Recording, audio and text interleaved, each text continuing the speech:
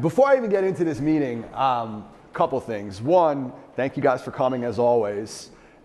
Two, I really want to start with one thing that's most important of all, and that's if we could just get a round of applause for Lynn and Jamie. Today is Administrative Professionals Day. You guys are the absolute best. Seriously, like I couldn't even live without them. I don't disagree.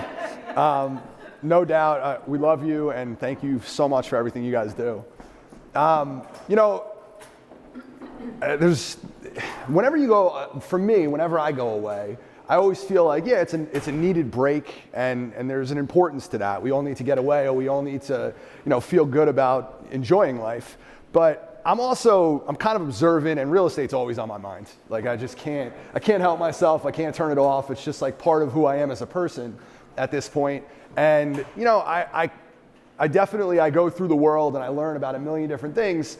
And I feel like I always want to share that with you, my reflections on the things that I saw, and little things here and there kind of add up. And sometimes they just stand out as, wow, this could actually be impactful to your business. So this is not necessarily only things in Paris, just to be clear. This is while I was away during this stretch, this week that I was away, it's what things that I came across that were like influential to me to get me to think a little differently. So some of it's Paris, some of it is beyond that. What's going on over here? No. All right. So by the way, I do want to actually ask a question. Do you guys like this, every 2 weeks doing this with the videos? Is it working for you? Yes. All right, good. I'm going to keep doing it. And I keep saying this, but I can't stress it enough. It's meant to be, me providing you guys with what you want. So if there's a topic that you feel like, hey, I need this, or my team needs this, or whatever, let me know. And we'll focus on it. I want to know how I can get my offers accepted. Yes. Yeah. Say that again? Your offer is accepted. That are $250,000 or more over, and I still don't get them. No. Did you come to my multiple offer session? I did. Oh, okay, there you go. I understand. So the market in general, it's interesting. I want to touch upon this real quick. So the market right now is in a weird place. And I'm not saying negative. I'm not trying to be negative. It's just in a weird place because we're in, I don't want to call it a transitional market, but we are in a transitional market of sorts because interest rates are skyrocketing overnight. Now they're not historically high, so don't get it confused. I mean, they're actually still lower than the historic average. The historic average is 6%. So we're still below that number. I do believe they're going to continue to increase. I mean, there's nothing that the Fed has said that would lead us to think anything but that. They're going to continue to rise. So when you have buyers that are on the fence, that are thinking to themselves, and I want to make this point because it depends where they are in their cycle. So if they're a buyer who has been looking for the last 6 months, it's really impactful to them. Because they're feeling it, they're looking at this is what my mortgage payment would have been 6 months ago. This is what my mortgage payment is now. It hurts. It hurts. And if you look at, and I encourage you guys to do this, there's a tool on the MLS that basically you could go into, it's financials. If you go on the MLS, you look under financials, you could go in and you could click amortization schedules or amortization charts. And if you look at that, what I would encourage you to do, because it's really something that will be interesting to see, is put in a $500,000 house, 20% down, and then put in the rates from 6 months ago and put in the rates today. And you're gonna see it's like $1,000 difference. Might not be exactly $1,000, but it will be over the course of the next few months as they continue to rise. Right now, I think it's 7 and change. That's a luxury car payment. I mean, it's a big difference. So when you have these buyers that are on the fence, they need to be thinking along those lines as rates are continuing to rise, and you as their consultant, you're somebody that's, they're relying on you for great information. You have to take the time to educate them to that so they know waiting is not necessarily going to help their cause. Because there's nothing to suggest that at the same time that rates are rising, that prices are gonna fall. Sometimes we think that in our minds and we feel wait a minute, the market's different than it was 6 months ago or 3 months ago or a month ago because we used to have 15 offers and now we have 4. Well, 4 doesn't mean that there's not, competition. There's still competition. We also have to approach it a little bit differently from a seller's perspective. When we're sitting on the seller's side, don't come in and promise them 20 offers. Like, the market has changed and the market is constantly a moving target. So if you're taking stock of what's going on in the marketplace on a regular basis, your talking points will change. And that's good, they should change. But if you're not, if you're kind of like stuck in what was happening a month ago, you might mislead your client and you might cause yourself to kind of step in something that you don't want to be in, in terms of setting the wrong expectations. So just be cognizant of what's going on in the market. Jimmy Joseph sent something out the other day that I thought was phenomenal. I'll resend it out, but it was basically showing rates and the rise of rates and all that. A good friend of mine, a 30 under 30, I had him come and speak in Maplewood a few years ago, Kyle Kovatz, has been doing some awesome stuff online. I don't know if I see you shaking your head, Ann. Some of the stuff, I'm actually gonna take all of his stuff and steal it and just put it in an email to you, because it's really good. It's really good.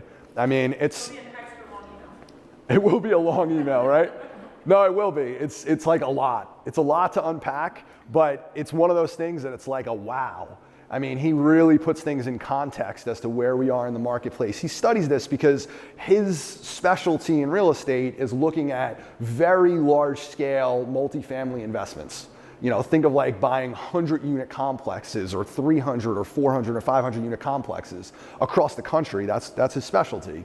So he really needs to be ahead of the game in terms of trends, and he's doing a really nice job with it.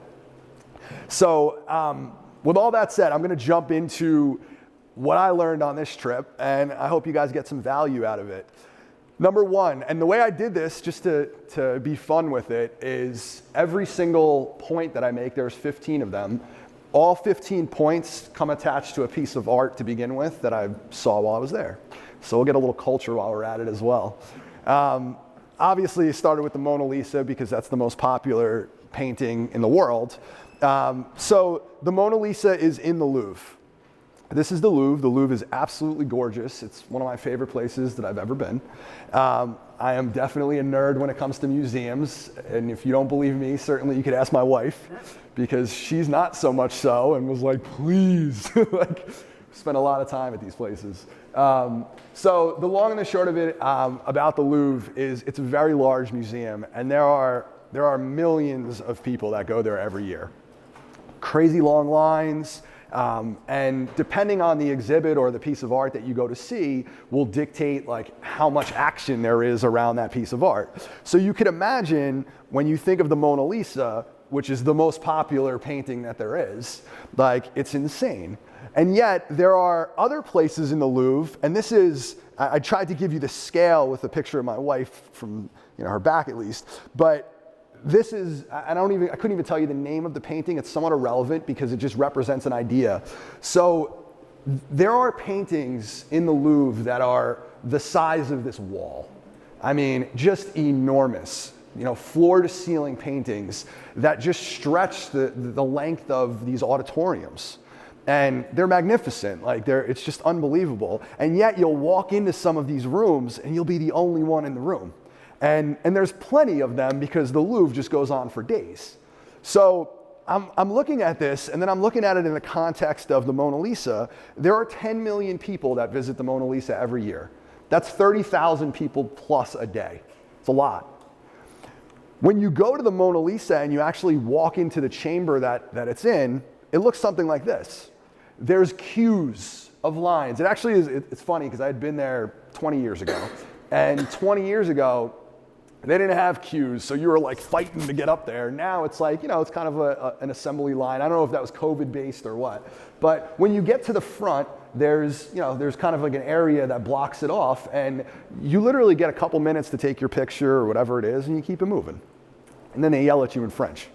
So when you're there, it's just it's this experience to fight to this. And the interesting thing is, around the room are just some of the best paintings of all time. And they kind of get glossed over because it's the Mona Lisa. So the thing about the Mona Lisa that I realized the first time hello there. I realized the first time that I came is unlike these paintings that are the size of like city blocks, bigger is not always better. The Mona Lisa is, I don't know why I skipped a slide, I apologize. The Mona Lisa is actually relatively small. And, you know, I forget exactly the dimensions. It's like 2.5 feet, give or take. You know, it's not, it's actually, the history behind it is Leonardo da Vinci actually used to carry it around with him. So you can imagine, it's not a very big painting. And the thing that's interesting that I look about, and this is the takeaway, is bigger is not always better, because I think what we always tend to think is it is. We always think that like we gotta scale, we gotta be all these things. And the reality is like, what makes this so interesting is actually the technique. It's not the size at all. Like, and by the way, I am going to mispronounce a lot of things in this conversation. So I'll tell you one quick aside because it's pretty funny. In 7th grade, they gave us the option of taking either French or Spanish. Most people went Spanish. I went French because there was this girl that I really was interested in that went French. And so I took 2 years of French, which was stupidity on my part, instead of Spanish. Nothing against the French, but I did that strictly for Lauren Casely, and she knew it too, which is kind of more laughable. But the long and the short of it is, I did not learn French, so bear with me when I try to speak it. This is not French though. Sfumato is, it literally translates to gone up in smoke, and what it means is without lines or borders. So this technique and what, you know, why this is such an amazing painting is really what he did with it is if you look at the eyes and all that stuff, there's not actual lines. It's just like the illusion of lines because of the way he drew it, painted it. So historians discovered Da Vinci applied very thin, neatly transparent layers of oil paint with his fingers over many months to slowly build up the glowing, softly focused image of Mona Lisa. He applied 20 to 40 layers of paint. Now, I don't see that when I look at the Mona Lisa, like no one does. But when you realize what he actually did to create this image, it's pretty impressive. 20 to 40 layers of paint's a lot of layers of paint. Like, and you know, we think of the masters of anything. It doesn't matter what it is, but when we think of masters, we don't necessarily think of the work that goes into that craftsmanship. We just see the end result. We see the Mona Lisa. So all of these people that are standing in line don't realize that. In real estate, we have to become the master of something. Like, I don't care what it is, but you have to become the master of something. Because if not, you're gonna be this wall of color that people aren't showing up to. And you know, I think that what we do too often, and this was my takeaway on this, is like we're constantly trying to be bigger and bigger and bigger, and we don't master anything. Like, so my question to you in that light is like, what are you gonna master? What in your business are you the best at? And it doesn't have to be something incredibly large. The Mona Lisa is incredibly small. Like, but if you master something in your business and you become the best at it, you may actually have lines outside of your door. Like, that's the difference between the masters and everybody else, is they've mastered something. Number 2, and this one is actually Starry Night. So Starry Night over the Rhone by Vincent van Gogh. It's in the d'Orsay Museum. I'm not actually going to talk about this particular painting, and this is kind of a funny one, but I'm going to talk about the Chateau de Versailles. So, has anybody ever been there? Handful? Okay. Anybody who's been there, how immense is it? It is immense to like the nth degree. Like I have never in my life, I love to travel. Full disclosure, love to travel. Been all over the world. I mean, I remember like I was on the Great Wall of China years ago, and I remember looking in every direction and every hillside, and I always thought in my mind the Great Wall of China was like one wall. It just like kept going. No. It's like a wall this way and that way and that way. And it's like, because it was built by villages, and you know, all these people kind of built their own individual section to keep the Mongols out. So when you see the Great Wall of China, you're like, whoa. I have never felt like in terms of, we're in homes, we're in real estate. We've been in so many different homes. I've been in some unbelievably luxurious homes, millions and millions of dollars. I've been in $10 million homes, and some of them are just like exquisite. But then you go to Versailles, and it's like, I mean, they're nothing. They're nothing compared to this. I mean, there are, I think it was 2,300 rooms, and the rooms are like this size. I mean, they're enormous. Every single day in Versailles, I don't know if you guys have saw the post that I put up, but every single day in Versailles, 27,000 people show up. And it fits it perfectly. Like, yes, there's some crowds, but like the reality is like they could fit imagine having a house party with 27,000 people. Invite all of Maplewood over. Like, that's the extent and the grandeur of Versailles. So you're walking around this place, and they have the most magnificent gardens you can imagine. Absolutely beautiful. This is an orangery is what it's called, but it basically is orange groves. They don't have the oranges there yet, but you could see that they're like starting to plan them out where they're gonna go. There's just like, forget about the aisles and aisles of hedges. You know, every single, I don't know, I'm blanking out of the name of it, but they have these like little piazzas. They're called groves. They have groves every so often, these infinity line pools that drop off. It is just insane. And you look through it, and then we did the gardens first, just because we kind of just reversed the traffic, and then we went inside. And when we went inside, if this thing worked, that would be awesome. I'm sorry about that. No. So every single time this happens, it means I talk too much. It's true, because it pauses when I talk too much.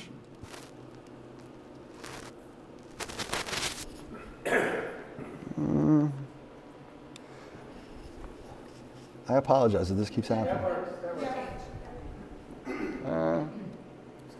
Okay. This is what I wanted, but I don't know how I got there.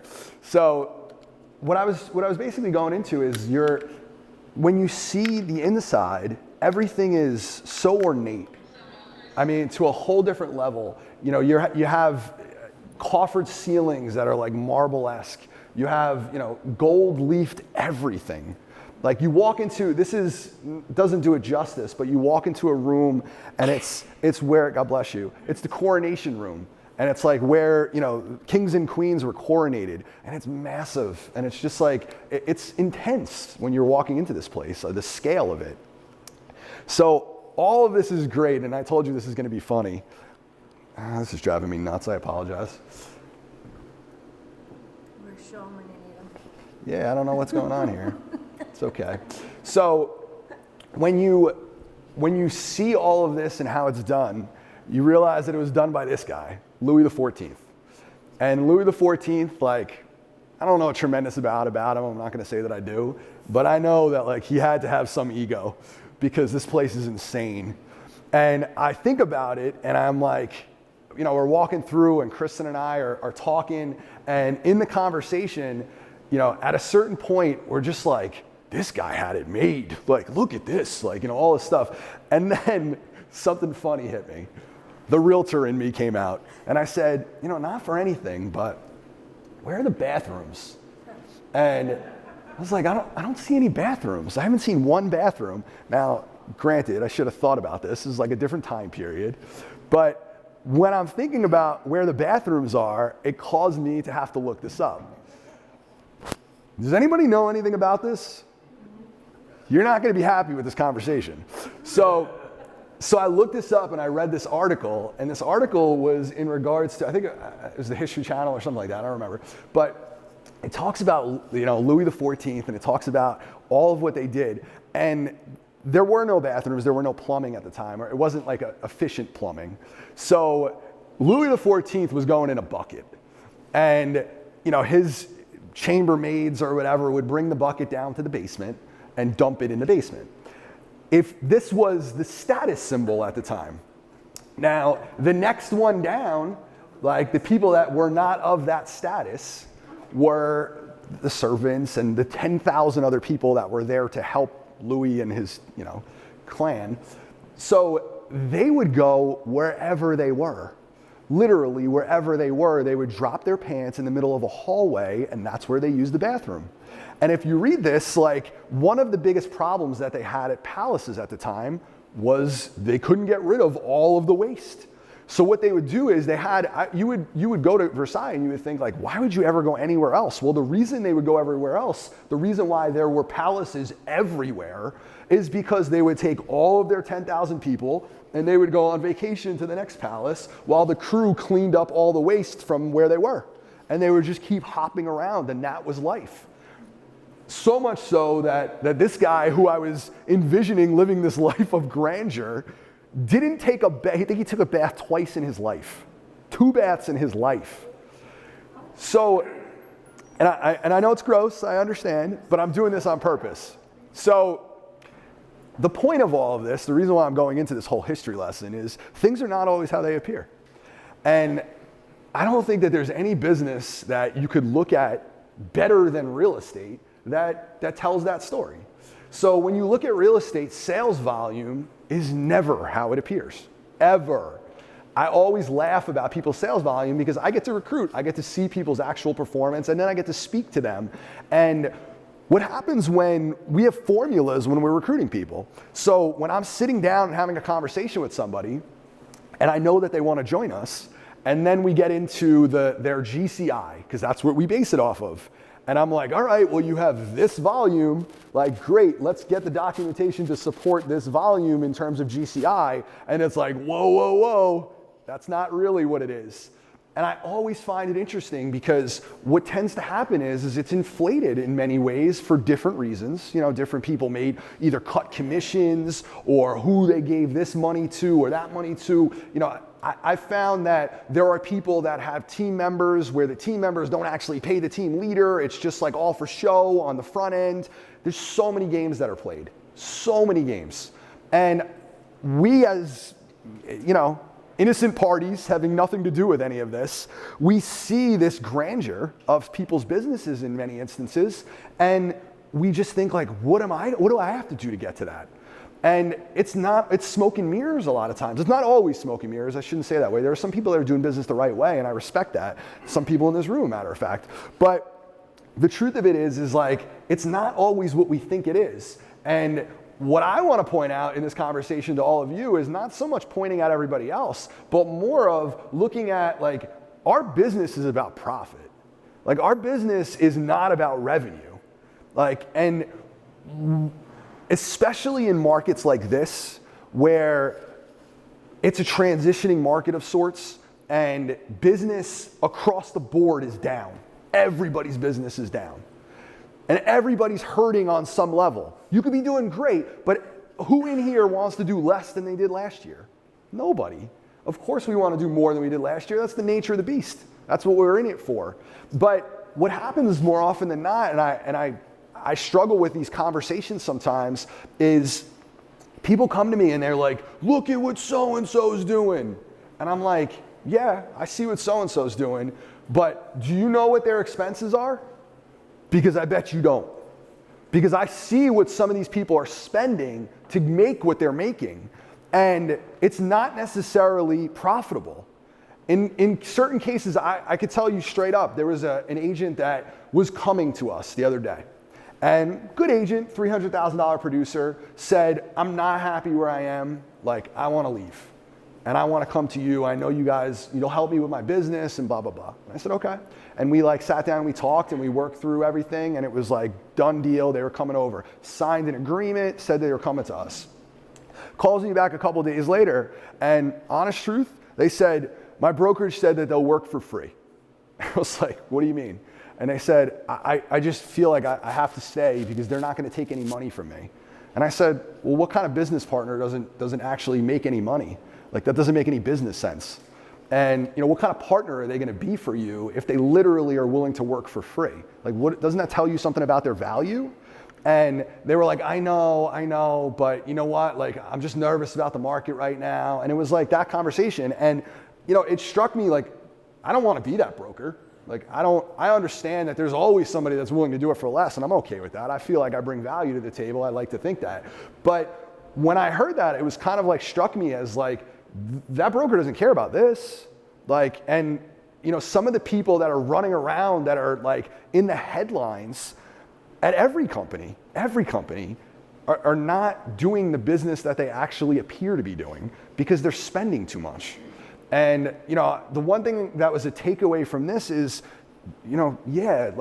Versailles is amazing, but they didn't have bathrooms. It's like, come on. Like, not everything is wonderful. And for me, like, I would rather have my house with a bathroom. Like, I would. I mean, and that's the truth of it. So, casual observation, but I hope you get the message out of it. Number 3, the allegory of victory.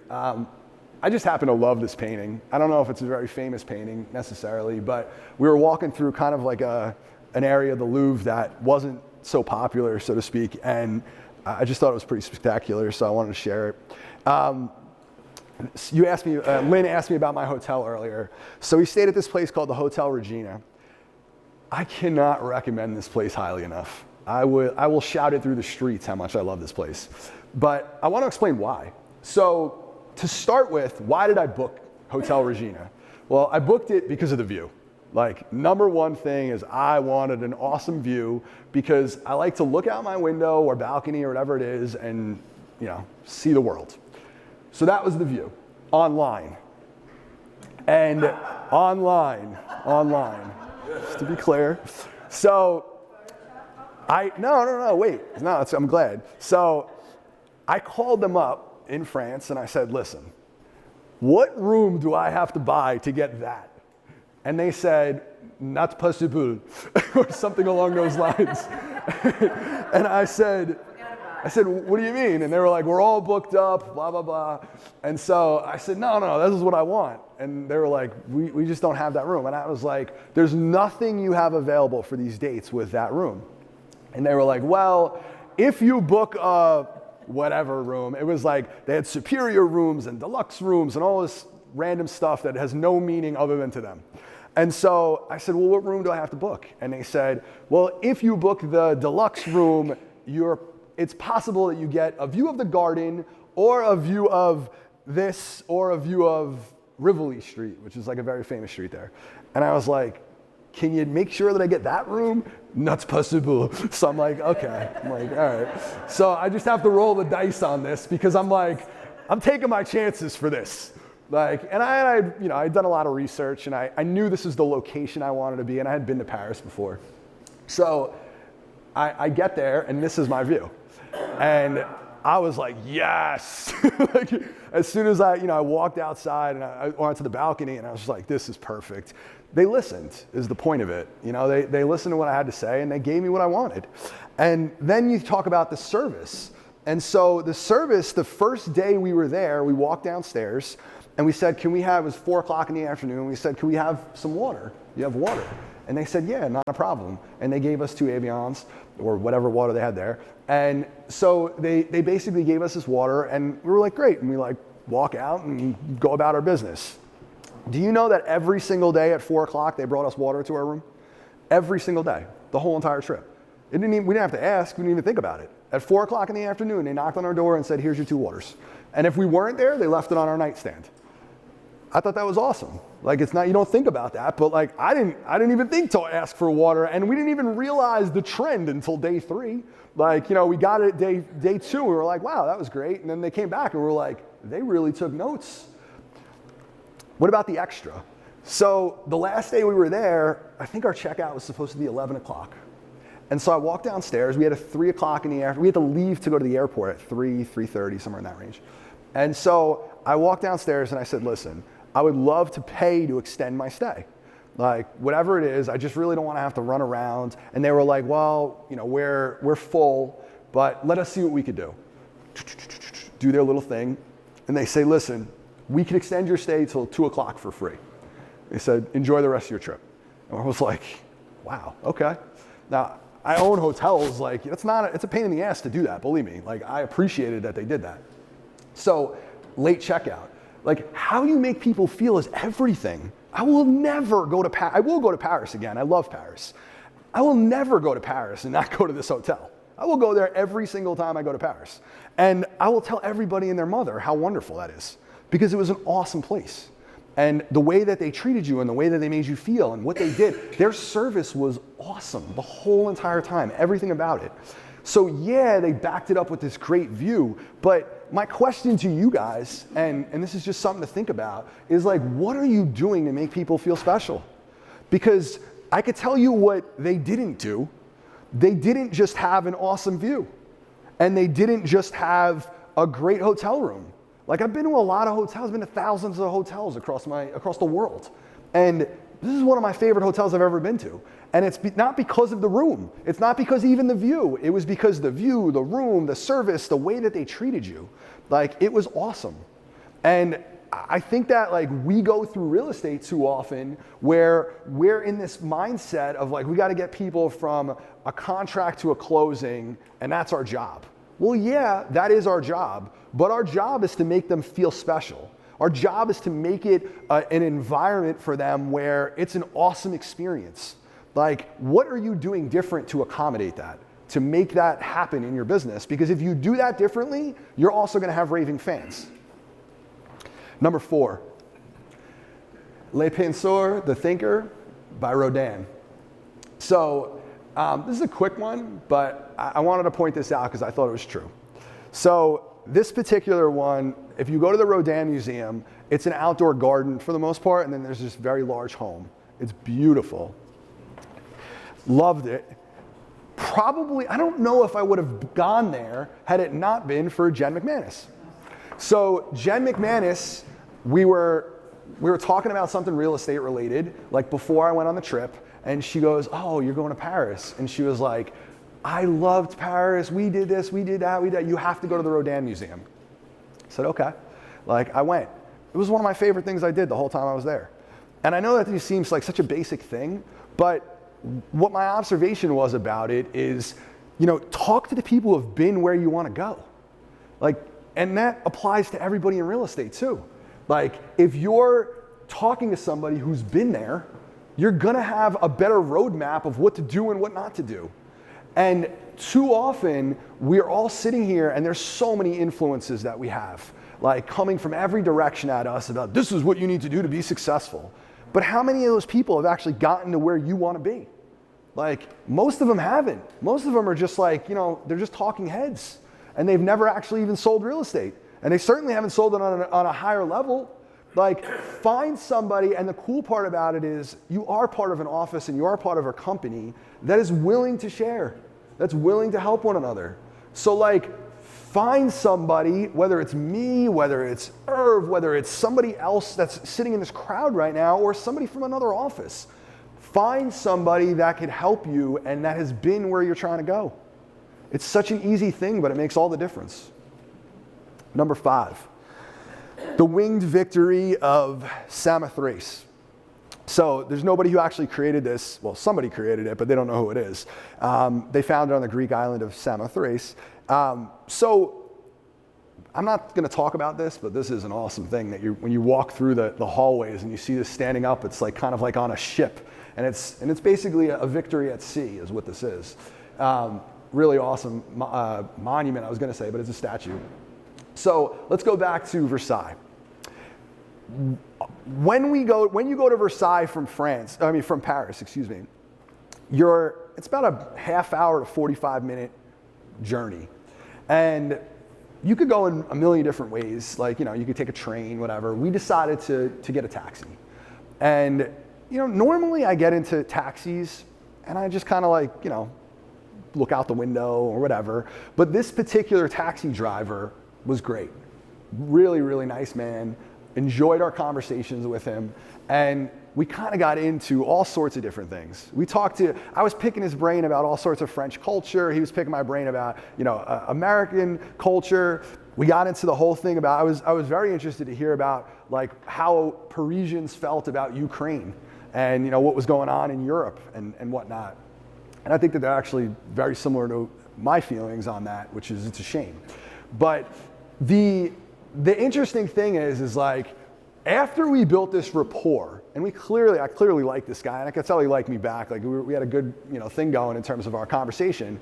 He said to me, he goes, I don't normally do this. He's like, but I want to tell you some great restaurants that are not touristy restaurants, that are Parisian restaurants.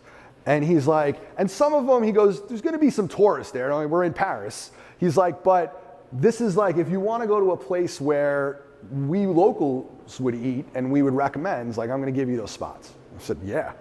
And I literally took notes. I had my my phone out. I was in my notes, typing away.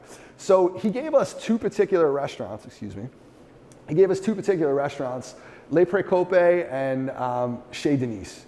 And two very different types of restaurants. They're both French cuisine, but they're two different types of restaurants. This is the oldest restaurant in Paris, so it does have some acclaim in terms of people do go there. This was kind of low-key spot where they only spoke French, just to give you an idea, and they speak English everywhere in Paris. So, we walked in there, and both of these places, I have to tell you, were two of the best meals I've ever had in my entire life. Just outstanding food. Every course after the next was just amazing. And Kristen and I, at a certain point, we looked at each other, we were like, this is unbelievable. We don't even want to go anywhere else. We just want to go back to these places. And in that conversation, I was like, it's so crazy that it was just this random occurrence with this taxi driver that sparked this, because they were by far the best meals we had while we were there. And so it got me thinking, and I was like, good things happen when you talk to people. And I know it's such a basic thing, but how many of you guys, and I'm not calling anybody out, but we all do it from time to time. We try to make it easy by going on social media or, sending emails or whatever. But the action happens when you talk to somebody. And that's when everything opens up. And the reality is, if you do a better job in your lives and in your businesses of getting in front of more people and having good conversations, again, with this taxi driver, I wasn't asking him for recommendations. I was having a conversation with him because, we kind of built rapport. And he wasn't giving me these recommendations until that rapport was built. And the reality is it's the exact same thing that happens in real estate.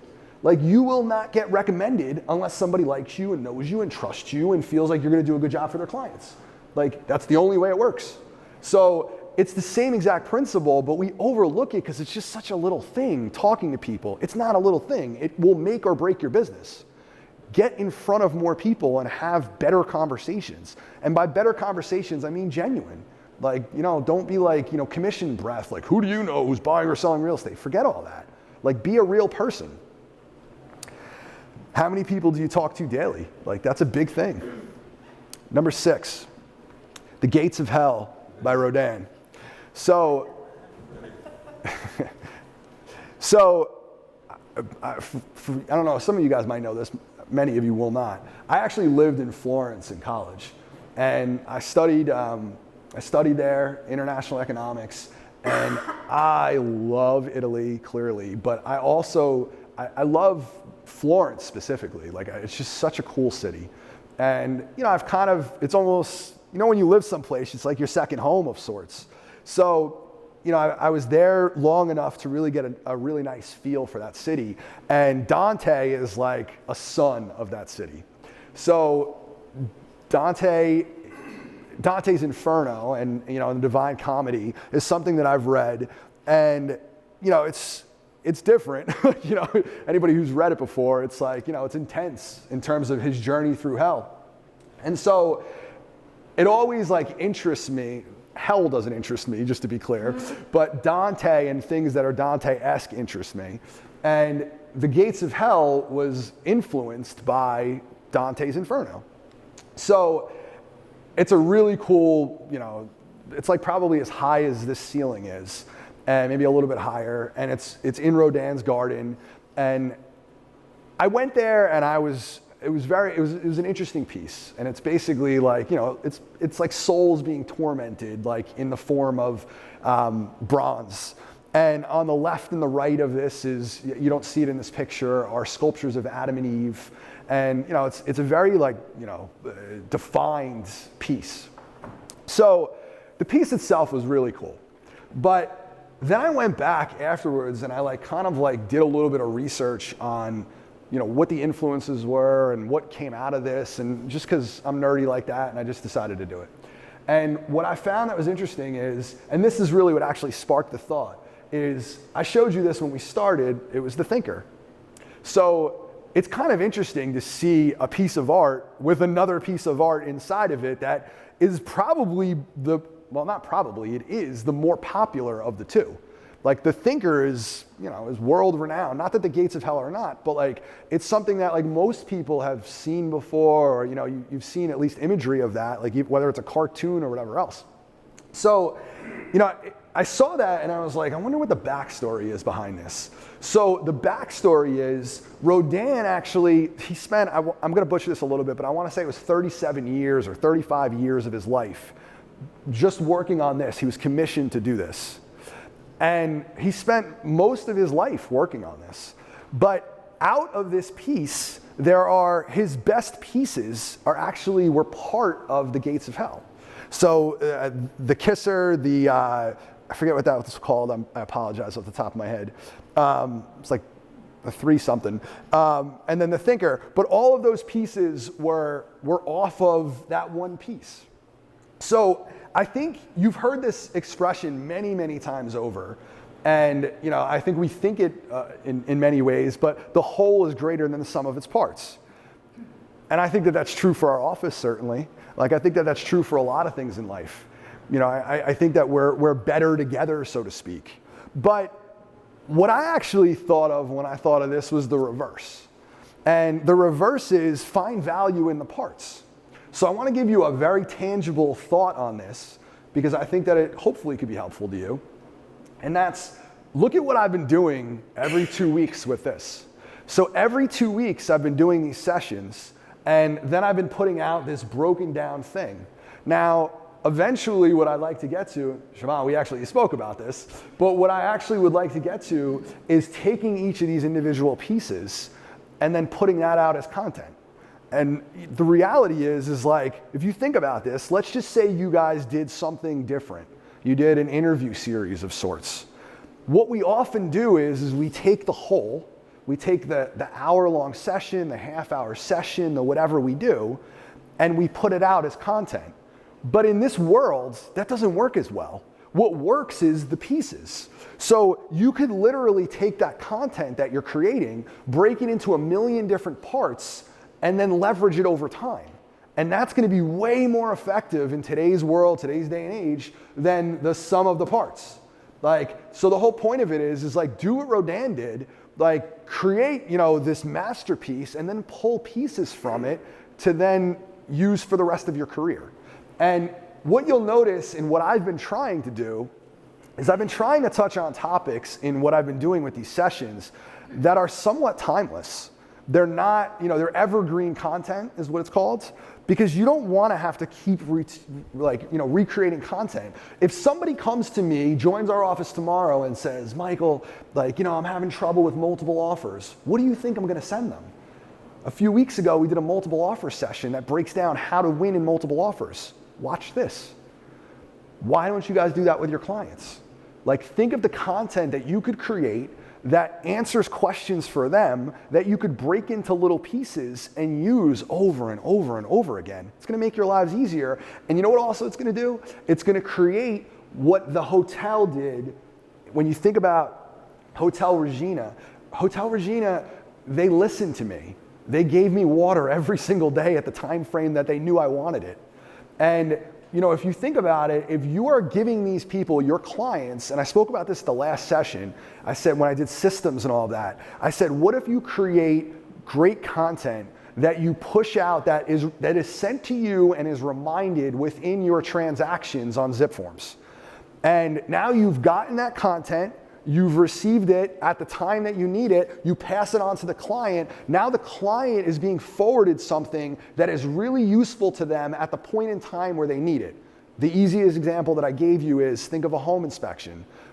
As soon as you go through attorney review, what's the first question they're asking you? Great, when do we got to do the home inspection? Well, wouldn't it be nice to have a list of awesome home inspectors that are being sent to them the minute you go under a contract? Of course it would. It makes perfect sense.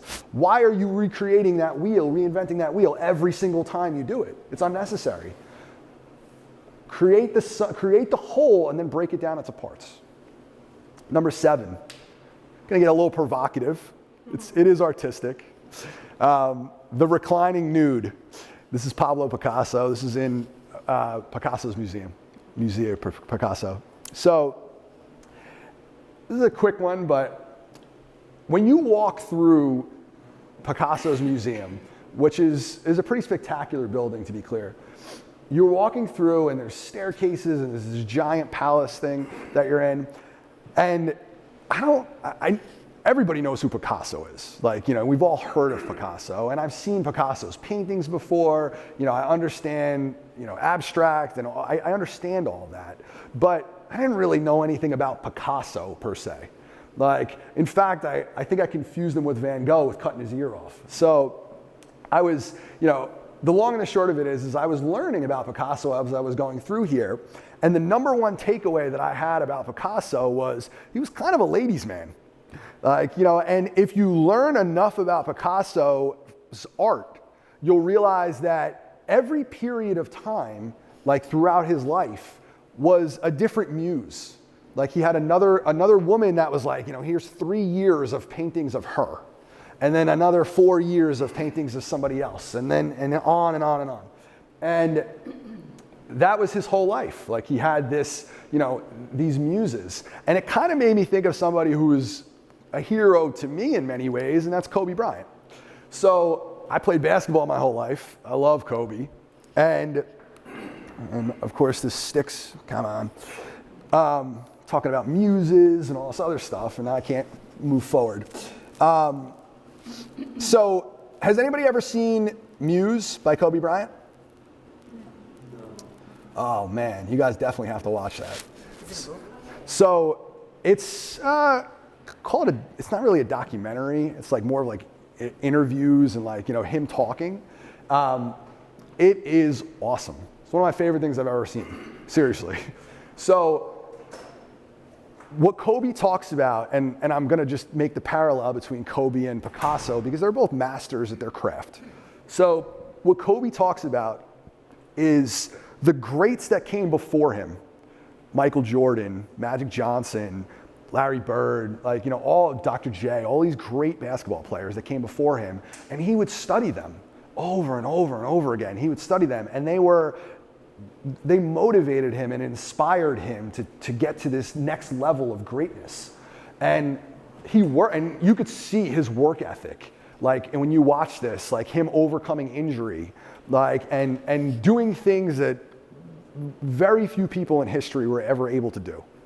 So the point of this, the reason why I'm talking about muses, is because it's the same connotation that Picasso gave to the women in his life. They were his muses. They were his inspiration.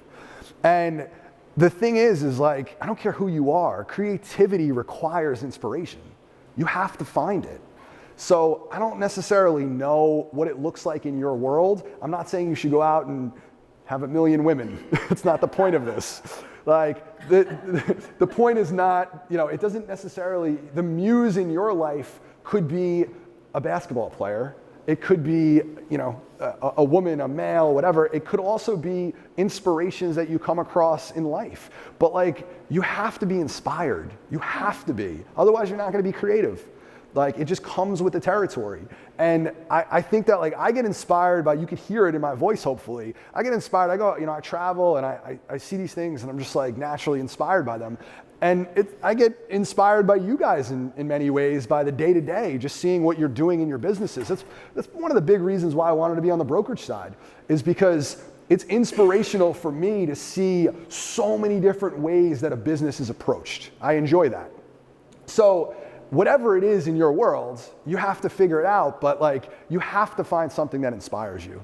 You're not going to be on the level that you want to be if you don't. Number 8, Venus de Milo.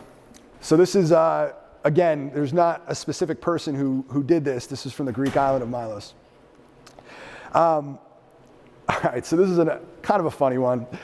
We were at the Eiffel Tower, and kind of like checking the box of, I had been to the Eiffel Tower before. Kristen, I had been to the top and all that stuff. And I had said to her, why don't we go to, what is it? I'm blanking out the name of it. Blanking out on the restaurant, I apologize. Not this one. Yeah, it's an author. Vern, I don't know, it doesn't matter. So we were thinking about going to this. Kristen was like, no, June Vern's, whatever. So we were thinking about going there. The best restaurant in the area, like of the Eiffel Tower, happens to be like right here. So we were thinking of going there, and Kristen was like, I don't really want to go into the Eiffel Tower. Like, it's beautiful, don't get me wrong, but I don't have to go up to the top. I don't want to stand in those lines. Like, let's just skip that. Okay. Like, I had been there before, whatever. We don't have to do that. So we're there, though, and we're walking around, and we're hungry. We're like, we got to get food. So I went on Yelp, and I looked up, and the number 1 on Yelp was in the tower. Number 2 was this place, Les Cocottes, or whatever it is. So I'm like, all right, well, let's check this place out. So we went there, had awesome reviews online. It was a couple blocks away. Great. This was the worst restaurant that we went to in Paris. Hands down, worst restaurant that we went to in Paris. It's like not even close. Like, there are many places in Maplewood that I would prefer to go to over this place. So this is a quick hitter, and I'm not trying to knock the restaurant. It's not the point of this. The point of this, I already did it. The point of this is reviews can be misleading, but they also drive business. And I think that if you don't realize that reviews are driving business, they were not getting my business unless they were number 2 on Yelp. No doubt about it. That's why they got our business. And maybe Yelp's not the best thing for Paris, fine. Maybe, it depends on your feelings on Yelp. But the reality is like, what are you doing to drive reviews? And I'm gonna take it one step further because I think we have a misconception about reviews. We think that reviews, and this actually kind of like goes to the short-term rental business that I have. We think reviews are specifically for people that have bought or sold real estate for us. That's like the assumption, right? I get crazy about this, but every so often we have a jerk that doesn't stay with us, that posts a review on Google or wherever else, and writes a bad review. I don't know if it's like the next door neighbor, I don't know, I have no idea who does this, but like we can look into records and say this person never stayed with us. And then I'll reach out to all these different review sites, like whoever it is, and be like, listen, like this person never even stayed with us. We have like no booking with them. Like this is a bogus review. And they say, we're not touching it, freedom of speech. And I'm always like, but it's the truth. Like these review sites don't even look at reviews. So I'm not telling you to cheat. I'm really not. Like, I'm serious.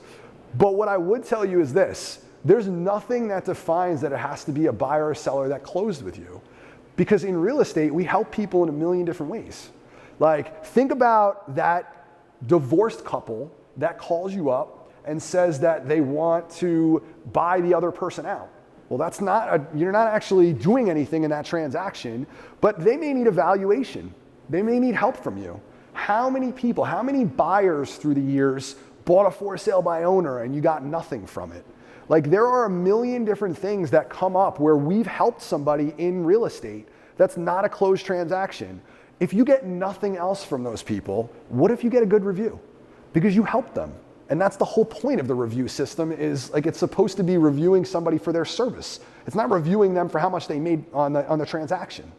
So just think differently about that and realize that it does drive your business. You have to focus on reviews because business comes from it, whether it's misleading or it's great. I'm telling you, it drives business. And this is what I was talking about. It doesn't have to be tied to a transaction.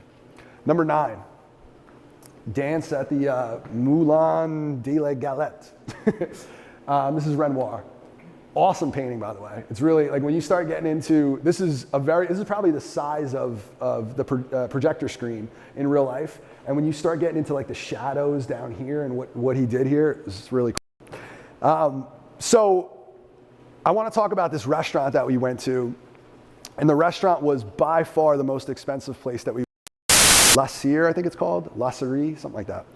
So this was a top 5 restaurant from like a critical perspective, like reviews and like, think of like Michelin stars and that kind of stuff in Paris. It's one of the best restaurants, considered one of the best restaurants that there is. We went there, it was awesome. Spectacular restaurant, no question about it. I ordered a selection of cheeses and they brought out a cart. And they were like, what would you like? And they were slicing me off cheese and I was like, I'm in heaven. So it was fantastic. So, and interestingly enough, one last point about the meal.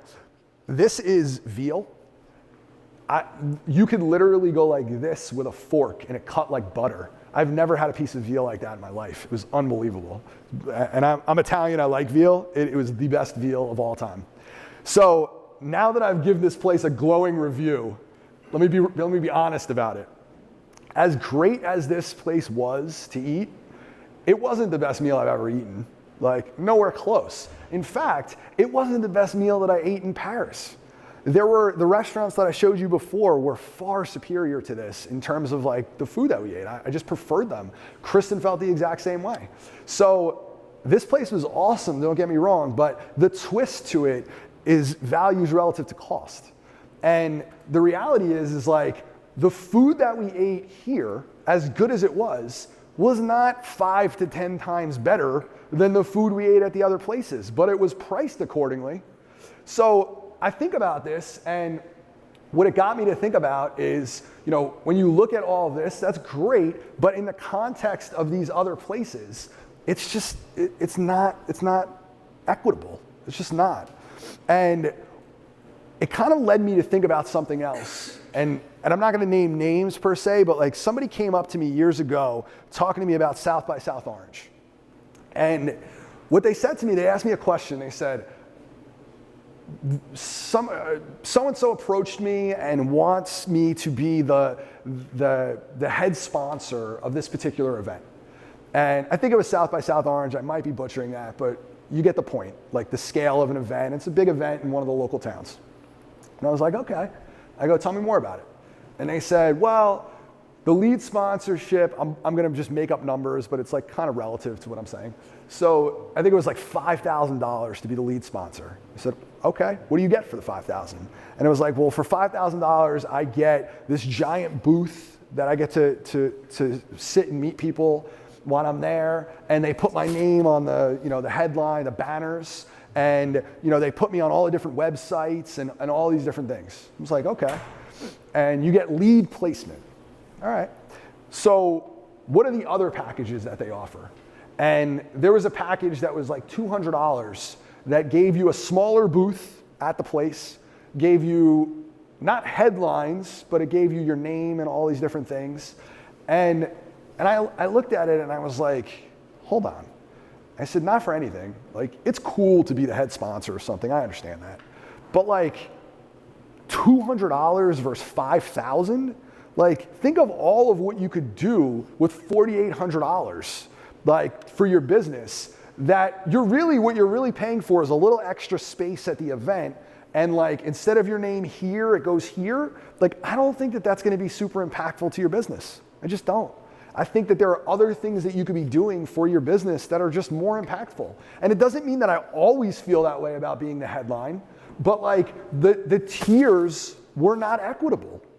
And similar to this restaurant, it was a great restaurant, awesome restaurant. It wasn't 5 to 10 times better than the restaurants we went to. But it was priced that way. In your business, you have to be cognizant of the expenses compared to the return, because that is the measure of whether something makes sense or not. Even if you have a good return on something, if there's something that gives a better return, that's a better option. And I know that's so basic, but like, we don't think about it like that all the time. We should.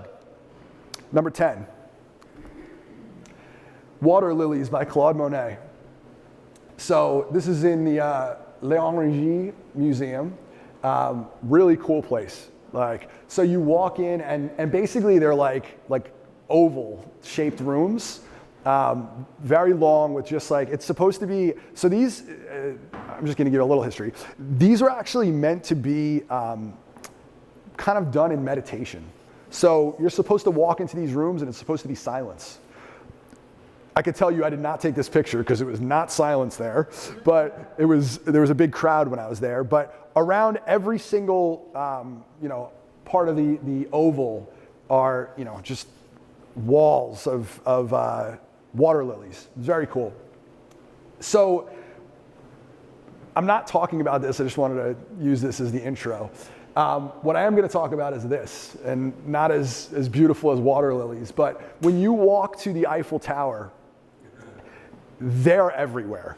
There are street vendors everywhere selling little Eiffel Towers. Anybody experience this? Yes? All over the place. So we're walking down the street, like in this little section, and I said to Kristen, doesn't this seem redundant? And she was like, what do you mean? And I was like, they're literally selling the same stuff everywhere you look. Everyone. Like that, it's just the same thing over and over and over again. And I was like, it's just stupidity to me. Like, why would they do this? And she was like, I don't understand. And I go, I mean, think about it. Like, how do you make a living this way? Like, you're all selling the same crap. And so then at the exact same time, this is what we're looking at. We're trying to take everybody and their mother is doing this. Is like got their arm out and they're like trying to take a picture of them and their significant other, like with the Eiffel Tower in the background. There's millions of people walking around. There's tens of millions of people that go to the Eiffel Tower every single year. Okay. So I said to Kristen, I go, not for anything. Wouldn't it make more sense? And by the way, I want to go back to this. You know how big of a pain in the ass it is to carry all this around? Like they have these like giant keychain looking things, like loops that they like slide through here and carry like this, and you got a million of them hanging off of there. And I was like, oof, like it just looks like a pain in the ass. So then they open up shop and it's €5 for €1 or whatever it is. So I'm like, wouldn't it make more sense for any one of these people to just not carry any of this stuff around, just make a sign for like, understand your client's needs and say for €5, I will take all of your pictures with the Eiffel Tower? Like, I mean, literally, there's millions of people doing this. Like, if any one of these people separated themselves and said, I'm a professional photographer, I will take 5 pictures of you or 10 pictures of you in front of the Eiffel Tower, I'd give them €5. Like, yes, then I don't have to stand there like an idiot. Like, and everybody would probably do the exact same thing. And by the way, if you want a really good career path, you'll make more money doing that than real estate because there's so many people there. It's just like nonstop all day long, every single day. There's millions and millions of people that go there. Understand your client's needs. I don't need some tchotchkedy thing. Like how many of those could you possibly sell in a day when there's 800 people around you selling the exact same thing? When you sell the same thing as everybody else, the only thing that separates you is cost. Like, that's it. You can only compete on cost. Like, so if you in your business are the same realtor as everybody around you, you better be cheap. Like, that's the only way you're gonna win. Like, how do you separate yourself? You become different. Like, start taking pictures in front of the Eiffel Tower instead of selling Eiffel Towers. Like, you have to do something different in your business. It goes back to being a master, but it's the same principle. Like, you have to do something different. Otherwise, you're just going to compete on cost and you're just going to get driven down on price. What are you selling that's different, essentially? Number 11, dying slave Michelangelo. Michelangelo is my favorite artist of all time. He's unbelievable. Another Florentine, but this is at the Louvre. So this one's about Carla. So Carla, when I was in France, when I first got there, I put up this post. Parisian sunset dinner on our balcony. And a million people hit me up. It was like 100 comments or whatever it was. And one of the comments was, have the best time, such a romantic city. Let us know if you need restaurant recommendations. I said, I'd love your recommendations. Emailed you like this. I got an itinerary from Carla. Like, I mean, I was like, whoa, like how many times have you been to Paris? But it was a great itinerary. But I didn't get to go to everything. A lot of stuff was booked up and whatnot. But the one thing that we did go to, anybody ever been to a cabaret? No? Yeah. Nobody wants to raise their hand. So we went to the Crazy Horse. Now, I'm just gonna tell you right now, like the Crazy Horse, here's what this is funny, so I'm gonna share it. What my vision of what the Crazy Horse was going to be, before Carla had recommended it to me, was a mixture of the Moulin Rouge with like can-can dancers and a stripper pole. Like, I thought it was somewhere in between there. And so, and I'm just maybe a little bit too much information, but I'm not like a strip club guy. I'm not really interested in all that. It's just not my scene. So,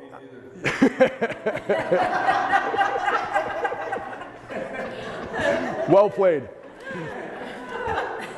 To be clear, I love women, but it's not really my thing. So I basically, you know, I'm like, I don't know. And then to take it a step further, like, I was like, I don't know if Kristen's gonna love this. This is her 40th birthday trip. So I bounced it off her. I was like, what do you think about this? And she was like, I don't know. And I was like, I gotta tell you, Carla recommended it pretty highly. And like, she's like pretty worldly. Like, you know, I don't think that she would lead us down a weird road. And so she was like, no, she knows Carla. She went to like some event at her house at one point, so she knew her. And so she was like, okay, let's do it. And now, anybody's ever been to the Crazy Horse, it's not cheap. Like, it's like going to a concert. Like, you know, it costs us like $200-300 or something like that to go to this thing. And so we did it, and I said, why not? I love this show. I loved this show. Like, and Kristen loved the show. It was one of the most spectacular, it was like a Broadway show. And like, yes, girls were naked, and like, yes, there was like theatrics and all that stuff, but that wasn't, like, that's part of it clearly, I'm not gonna lie. But the reality is like the choreographed things that they were doing were unreal. The lighting was spectacular. So much so that we left there and we were like, what? That was, it was like if you go to Paris, you have to go see that. Like, you just have to. It's like, I mean, it's on that level. It's that good. And so we were like talking about it, and I was like, I don't even know how they got people good enough to do that. Like, it was Broadway-esque in terms of like, you know, the choreographed, you know, things that they were doing. And so I started to look it up because, again, I'm that person. And what I found, and it was really interesting, is this guy who directs it literally opened and ran the opening and closing of the Olympics. Like, that's the scale that this guy brings to the table in terms of like his skill set. Like, imagine, think about like the opening ceremony of the Olympics, but in cabaret. Like, it was spectacular. And you know, I bring this up, and you guys are probably like, what does this have to do with real estate? Like, I understand that, but like, try something new. It may surprise you. In your business, like, what are you doing differently in your business? And I could tell you, like, I was blown away by this experience, and so was my wife. Like, and it's not every day that your wife gets blown away by a room full of naked women. Like, but it really was that good. Like, it's just, you experience different things when you listen to different influences and you hear what they're saying and just like run with it. And in your business, it's the same thing. What I used to do when I was in sales is I was always looking at videos and what have you from the West Coast. I was like always looking at California. Like, what are they doing in California? I want to learn what they're doing in California. And it was something that definitely worked, like, no question. Number 12. This is actually one of my favorite paintings. Little grim, but it was very cool, like in terms of the coloring and whatnot. It's called The Slaughtered Ox, and like it was by Rembrandt. So, I mean, it was awesome, the detail that he put in there, the coloring and everything else. But, and I'm gonna be real, this has nothing to do with Paris, what I'm about to talk about. It has to do with my flight home. So on my flight home, I watched House of Gucci. It was like one of the few videos that they had on there that wasn't in French. And so, has anybody seen this? No, but I want to. Lady Gaga plays. All right. You didn't like it? Awful. You're crazy. So. It was awful. You're, You said I'm crazy. you're crazy. I hate it. You're, I heard she was really good in that role. But wow. Me and you always vibe on stuff. I don't know how you didn't like that. But, so, I'm just going to tell you, This is a spoiler alert. I know you said you wanted to see it. I'm definitely giving away some of the plot. But then again, this was like a true story from, what was it, the 1980s, 1990s? So, I mean, I'm sure you guys know where this is going. So there's this scene in House of Gucci. So the story's it's very much about family and betrayal and business and all of this stuff. They play the Gucci family. This is one of the uncles, this is another uncle, this is the son, this is the other son, and this is his wife. And basically these two guys, Al Pacino and Jeremy Irons, are the two owners of Gucci. And what happens is they're getting older, they're aging, and they have to define who they're going to give their company to and carry on this tradition, which I believe they're a second generation in Gucci. So what happens in the movie is there, in real life too, is there's a lot of betrayal and infighting within the family. And it's kind of like this fight over power is really what it is. So, spoiler alert, I did this intentionally because I don't want anybody to get pissed. What happens, there's a scene with Al Pacino, and basically Al Pacino, his brother had died and left 50% of the company to his son. Al Pacino's son in this, Aldo Gucci, I think his name is, and Paolo Gucci. Aldo Gucci had given a portion of his 50% of the company to his son. His son's a putz. His son sells off a piece of it and basically puts them in a really bad financial bind, gets him in trouble legally with tax evasion, all that stuff. So the whole point of it is Aldo Gucci is in a weird place, and he's being pitched to be bought out by this, I want to say they're a Middle Eastern company, I forget exactly, Saudi Arabian maybe? I don't remember. So the long and the short of it is he's sitting in front of them and he does not want to sell his company, but he's kind of in a position where he probably needs to.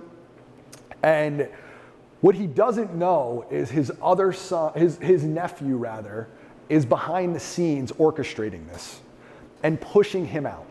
And his nephew wants to take Gucci to the next level, and also Mauricio, I think his name is. So the reason why I bring all this up is because there's this scene that Al Pacino is sitting at the table and realizes that it's his nephew that betrayed him. And basically stabbed him in the back and got this whole thing orchestrated to be bought out.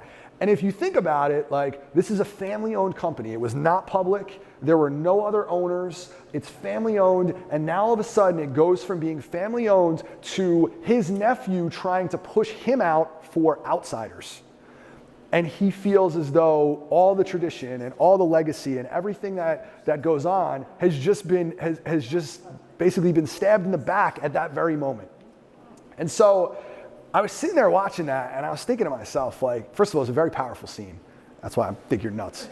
But it was a very powerful scene. I think it was probably the most important scene of the whole movie. And that includes the murder even. But basically, like, I'm watching that and I'm just thinking to myself, like, what a rough act. Like, that must have been that, being in that moment. And it brought me to this, like, money shouldn't be your first priority. Like, and I know that sounds really weird for a sales manager to say, like, but the reality is like, if it doesn't mean that your priority can't include money, it should include money. Money is an important part of business. Like, there's no doubt about it. But what I was thinking about this movie and in real life, this family, do you know that today, not one member of the Gucci family owns Gucci? No one. None of the descendants. This is like a company that they owned 100% of. And the only reason that they don't own 100% of is because of acts of betrayal.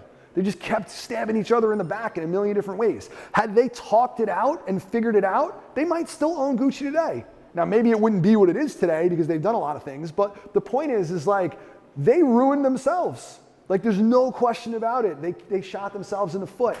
And, I think about it in the context of an office like ours. Like, there's, when you think of this business and you think of like all the places that you could do business, there is no doubt in my mind that you could find a place today, you could walk out of this door and find somebody that will give you an extra percent, will give you a little bit of a better deal. Like, of course, there's a million companies that will do that every day of the week. But what I think about, and I've thought about this personally, like, because I've been offered a lot of enticements through the years to pull me out of Maplewood in a million different ways. And what I go back to is I always think of is like, money is important. There's no doubt about it. I'm not arguing that point. But I don't think I could find a group of people like you guys. Like, I don't think that I could find that. And when I go back to that Gucci conversation, eventually, like, when he gets pushed out, and he is the owner, the only one from the family left. I mean, technically his wife too, but he's the only one in the family left. He's now alone at a table with strangers. And it got me thinking about it. Like, there's so many times throughout my career where I could have been pulled to some other place, like, and basically been at a table with strangers. And like, I have zero interest in that. Like, I think that what comes first is environment. And that goes for your clients. Like, that goes for the brokerage that you're a part of. That goes for your life. Like, money is important, but it's secondary to those other things, because you could have all the money in the world and not be happy. Clearly, you could be using a bucket in a palace. All right. Actually, there was one really good thing about this movie. It ended? No, the fact that that's Jared Leto and nobody would know it. Oh, that is Jared Leto. Oh, really? Yeah. By the way, what a fantastic cast. Right? And I'm not going to sit here and tell you it was like my favorite movie ever or anything like that. Like, no, it was good. It was quite a cast. It was a good movie, no? Huh? Unbelievable cast. Exactly. It should have been much better with that cast. Yeah. All right. Oh, I see. Number 13, St. John Baptiste, which is Leonardo da Vinci. So, everybody take out your phone. This is just a little fun. Hit that QR code if you wouldn't mind.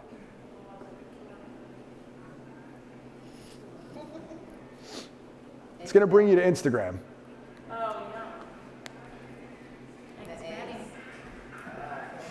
So, It's good. oh man, it was fantastic. So, and by the way, if you don't follow me on Instagram, follow me so I can follow you back. But it's just more fun than anything. But so there's a reason why I'm sharing that, and it's not to push you to get hungry. It was delicious. But did everybody get this? Can I move on? Yeah? All right. So, it didn't work? Go ahead, I'll wait one more minute.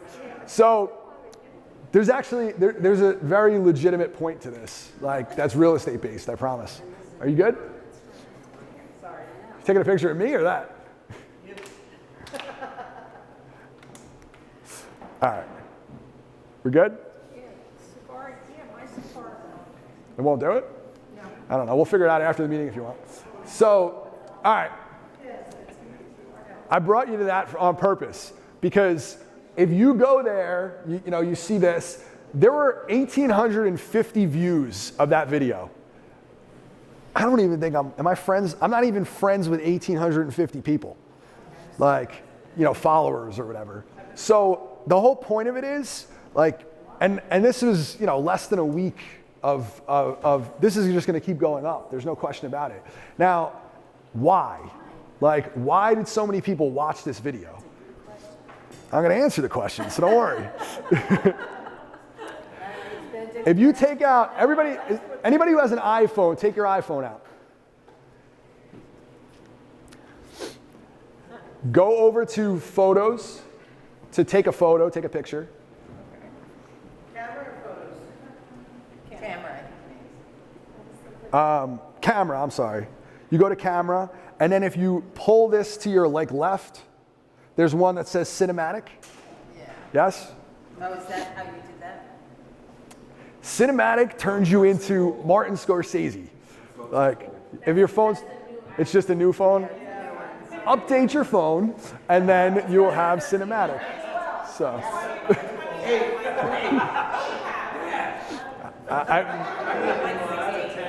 Whatever the new iPhone is.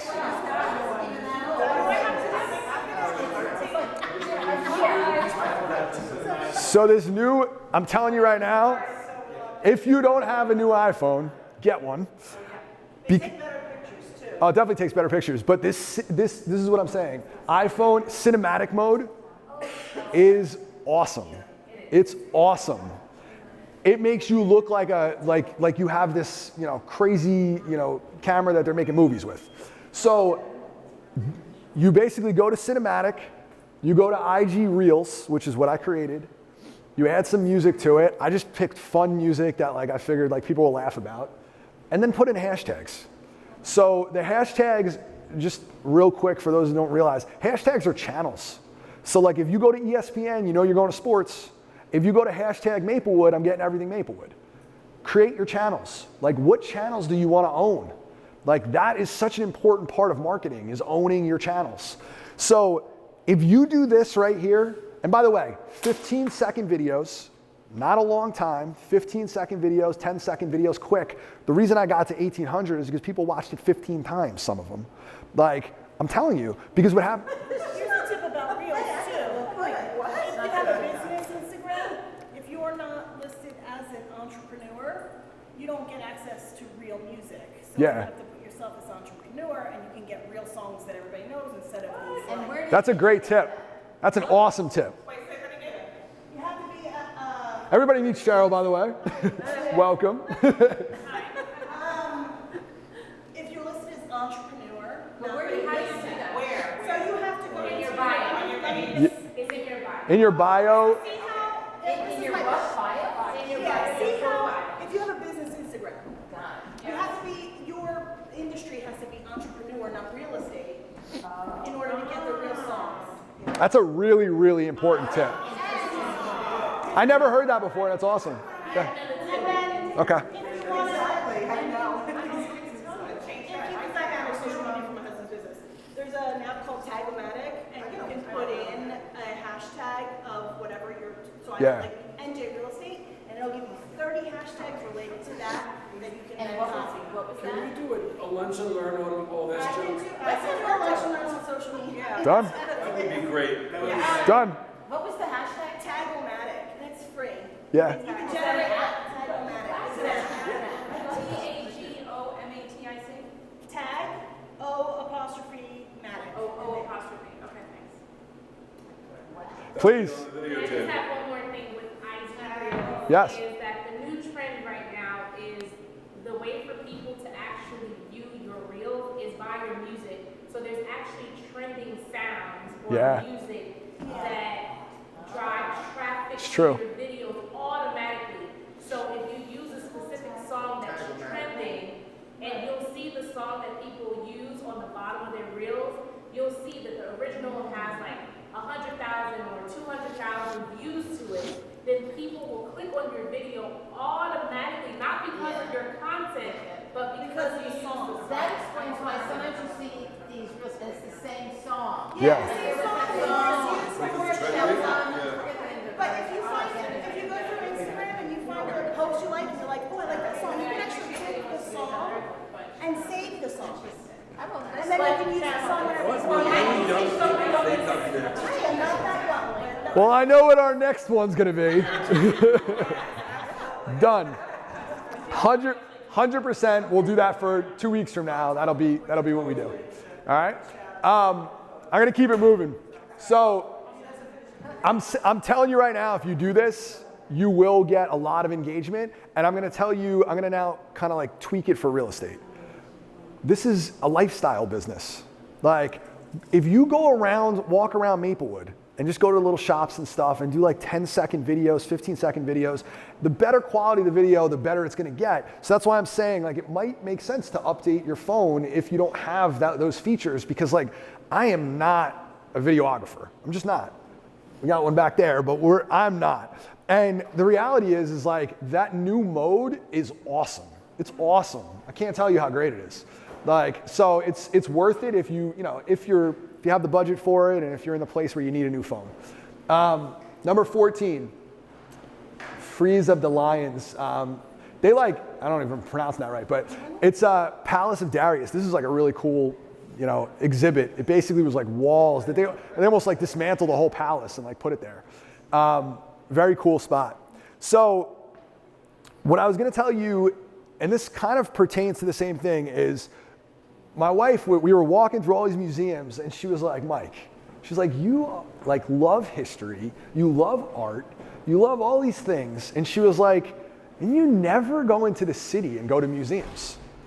And I was like, yeah, you're right, I don't. And she was like, I don't get it. I don't understand. And I was like, I have no good reason. Like, zero. I have no good reason. And what kind of like made it a step further even for me was the fact that like all of these people, like, some people in this room even, but like all these people were like commenting like, oh my God, that's amazing. I would love to see that, all this stuff. We have some of the best art and some of the best culture, and we have the greatest city in the history of time 25 minutes from us, a half hour from us. Like it's New York is unbelievable. And what triggered me is I was thinking of the Metropolitan Museum of Art. That's one of the best museums in the world. Like I haven't been there in probably 20 years. Like I'm going, but the reality is like I haven't been there in 20 years. And this is what it sparked, and it kind of like, I put this on the heels of this last conversation about Instagram and all this other stuff, is we're in a business where real estate is lifestyle. And all of you guys, like if you were to take the time to do these fun things that are fun anyway, whether it's like hanging out in Maplewood or South Orange or West Orange or wherever, going out to Montclair, going to, New York City, make it a lifestyle piece and then use it as part of the appeal as to why to live here. Because that's what we represent. That's why people buy here.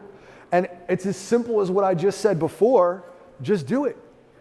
And make it part of your business. And by the way, you're gonna have fun while you're doing it. So it's like, it's kind of like a double win. Number 15, I promise we're almost done. The Mummy, ancient Egypt. Unbelievable what they did with this.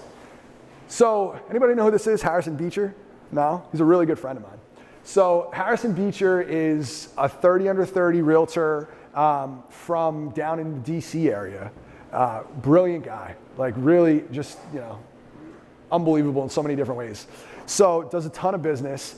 And while I was away, I was, I've been friends with Harrison for years. Like referred him business, he's referred me business, like we have a good relationship. He wrote this, now the mid-year is coming up for NAR. And every year down in May, they have the mid-year sessions with in Washington, DC. So mid-year sessions in DC are geared towards legislative issues and all that stuff, and realtors from all over the country, myself included, usually go down there. What Harrison did, he put up a post, he put this post up, and the image in this post, and there's like a link to it and everything else, but the image to this post was this. Harrison's favorite things to do, he's a DC agent, he created his own little meme or whatever it is, and these are all interactive where you could click on them. They had links built into them of all of his favorite things to do in Washington, DC. And I saw this and I was like, this was brilliant.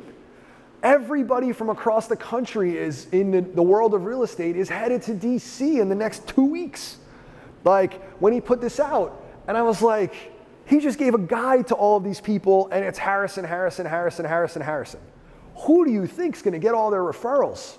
Like, there's nobody in DC that's getting more referrals than Harrison Beecher. Like, just from this. And by the way, isn't it nice to have for all of his clients? Of course.